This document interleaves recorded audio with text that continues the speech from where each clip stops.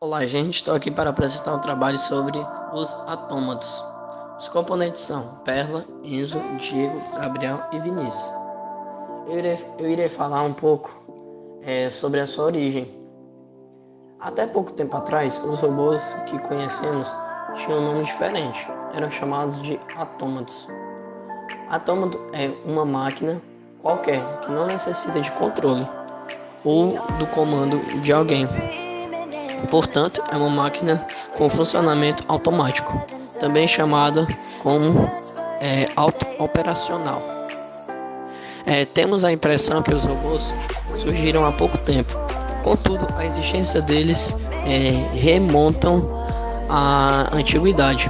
Somente a palavra robô, que teve origem recente, mais especificamente na peça teatral do ator tcheco Karel Karper. Os autômatos que conhecemos atualmente são máquinas mecatrônicas ou eletromecânicas. Equipamentos mecânicos que funcionam com eletricidade programável. Quando surgiram o primeiro autômato e até o século XX, o funcionamento deles era exclusivamente mecânico, cordas, polias e engrenagens. Pneumático, que é o ar, ou hidráulico, que no caso é a água e o óleo. Todos os autômatos têm em comum os mesmos princípios de fundamento. Uma fonte de energia qualquer capaz de mover um conjunto de mecanismos combinados em engenhos para uma atividade qualquer. No início, a maioria dos autômatos eram confeccionados com a finalidade de imitar o movimento ou comportamento de um ser vivo, ou simplesmente para entretenimento na forma de brinquedos.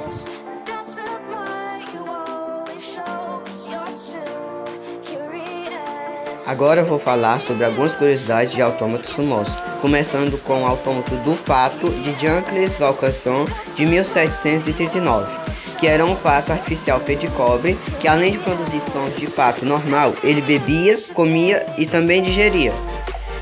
Na verdade, ele não era capaz de digerir, e sim os grãos de milho que entravam pela boca dele, eles eram armazenados e depois eles eram colocados aí em outro lugar, eram armazenadas fezes de pato para depois ser expelidas pelo autômato. Mas o produtor desse autômato, ele buscava incessantemente criar um mecanismo que fosse capaz de digerir, porque ele mesmo, ele tinha alguns problemas de indigestão. Por isso, ele tinha esse fascínio por conseguir produzir algo que conseguisse fazer uma digestão perfeita. Outro autômato também muito conhecido é a laranjeira de Robert Hauschildt, que constituía em uma árvore que dava frutos na frente de seus espectadores, sendo um truque de mágica. Primeiro ele tomava um lenço e um anel emprestado e fazia ambos desaparecerem. Aí uma mesa havia uma árvorezinha de laranjeira em um vaso. Ele então colocava fogo em uma loção perfumada que estava abaixo do autômato, e enquanto o vapor subia, a árvore florescia e dava frutos. O mágico pegava as laranjas e oferecia ao público, deixando apenas uma laranja na árvore. E dessa laranja saíam duas borboletas, batendo suas asas e segurando o lenço e o anel.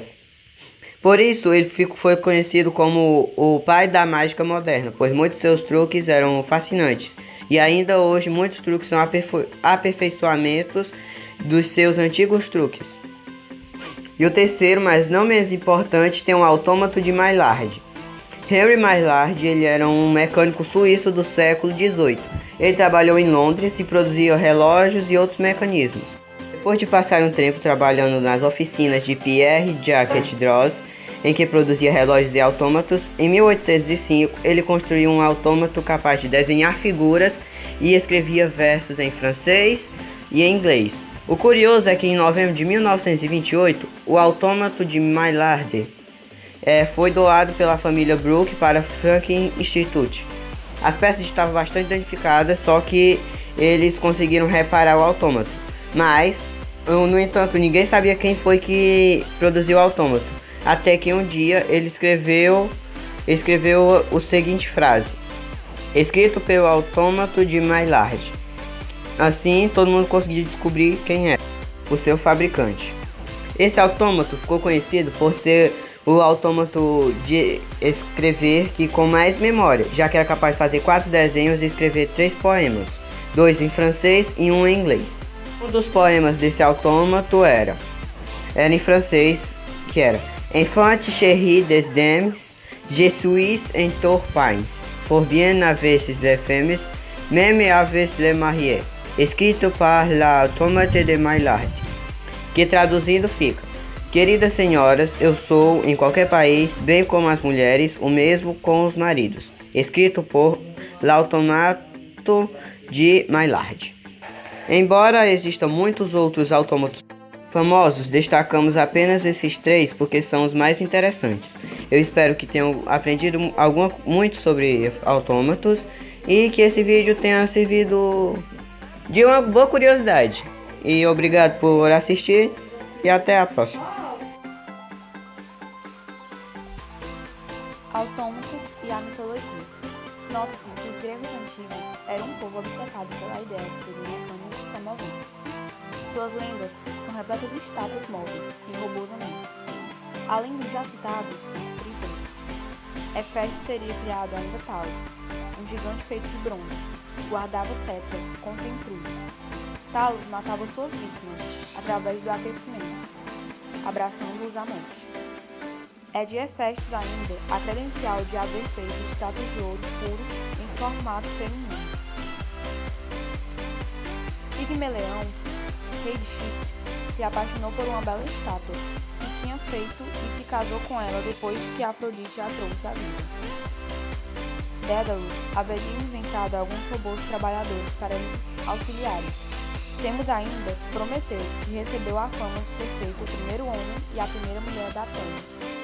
Século XVIII e XIX que os autômatos viveram o seu apogeu nas mãos de cientistas mágicos e xamãs. Fizeram a alegria e mexeram com a curiosidade e a imaginário de muita gente. A união entre os cientistas da relojoaria e a anatomia humana, somado ao conhecimento teatral dos mágicos e a sua aura de mistério, foi a principal responsável por fomentar o conhecimento necessário para este que seria o maior sucesso dos mágicos na virada do século XVIII para o XIX. Podemos dividir esse apogeu em 3 fases distintas que se espelham ao longo de 150 anos. O primeiro momento encontra-se na segunda metade do século XVIII, onde os relojoeiros e cientistas da anatomia humana desenvolveram a base da ciência dos autômatos.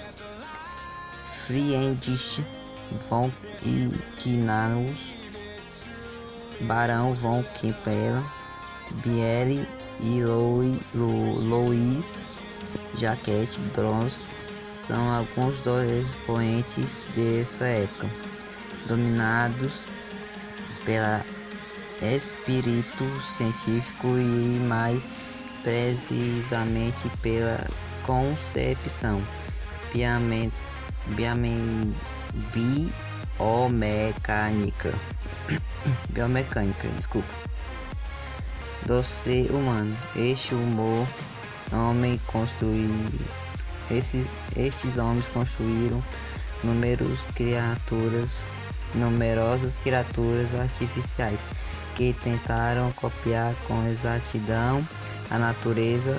O objetivo não era de entreter, senão fazer progredir a ciência, elaborar diferentes órgãos artificiais com a máxima precisão e funcionalidade possível.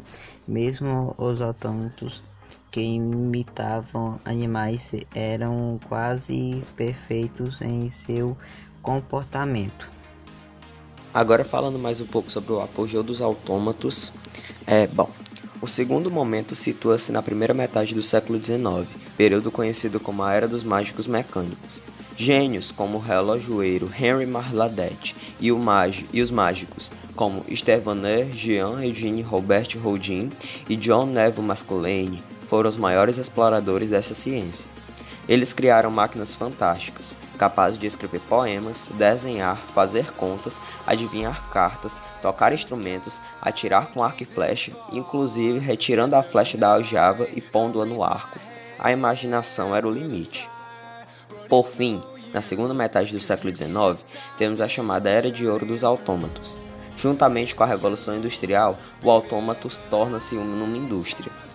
Uma dezena de artesãos instalados principalmente no bairro dos Marais em Paris, realizaram numerosas criaturas com performances mais modestas do que as primogênitas no século XVIII, mas talvez mais empolgantes, porque foram inspiradas da vida parisiense do mundo do espetáculo, magia, circo e música hall.